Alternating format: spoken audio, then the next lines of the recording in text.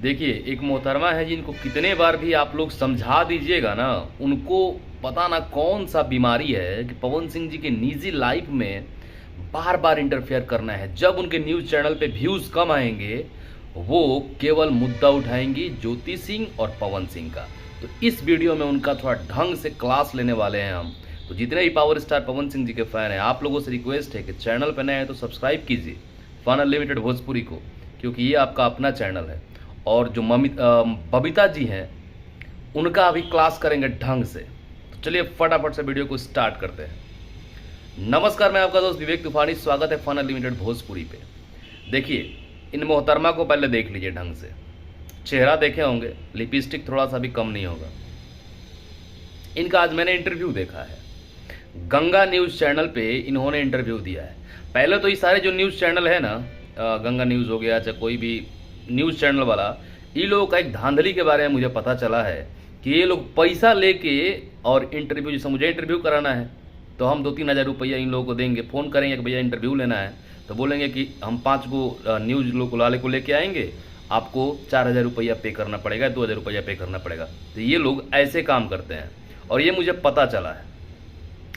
अब बात करते हैं इनके इंटरव्यू के बारे में। ये जाते हैं और बबीता मिश्रा का इंटरव्यू लेते हैं, क्योंकि जब माहौल गर्म होता है ना, ये लोग तड़ से पहुंच जाते हैं उज गया। हाँ, ताकि इनको तो चैनलों पे कुछ व्यूज़ आ जाए।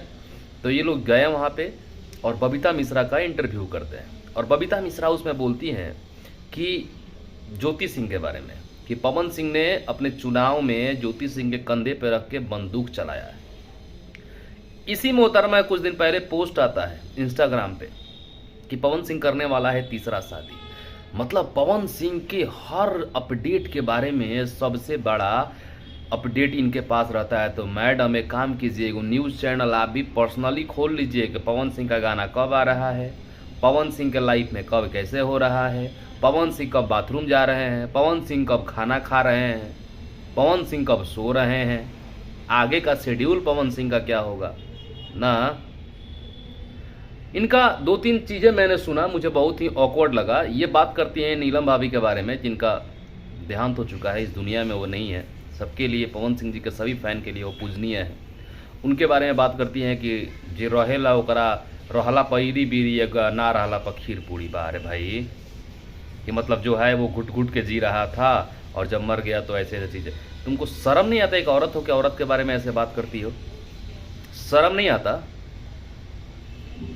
किस प्रकार के औरत हो भाई?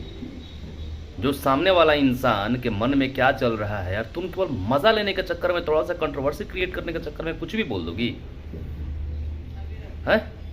दूसरी बात, पवन सिंह जी के जो बारे में पूछा गया कि ज्योति सिंह के बारे में क्वेश्चन नहीं किया गया था। ये बोलती है कि ज्योति सिंह तो उनकी पत्नी है ना। तो शुभंकर मिश्रा डर गए थे, मुझे लगा ये स्क्रिप्टेड है। एक चीज़ मुझे बता दो, तुम्हारे पति कहाँ हैं? तुम भी तो सिंदूर दिखा के नहीं लगाती है। इस पे कोई सवाल किया है कि तुम्हारे पति से तुम्हारा रिश्ता कैसा है? सिंदूर कभी दिखा के लगाती हो? यहाँ पे शादीशुदा हो ना, तो दिखा के लगाना चाहिए ना। देहात के हो ना, बिहार के हो ना, तो गांव के जितना औरत होली सा ऊ तो सिंदूर दिखा के लगावली सही नु, ऐसे करके पूरा। तुम्हारा सिंदूर तो आज तक दिखता ही नहीं है, पता ना तुम कहाँ लगाती हो।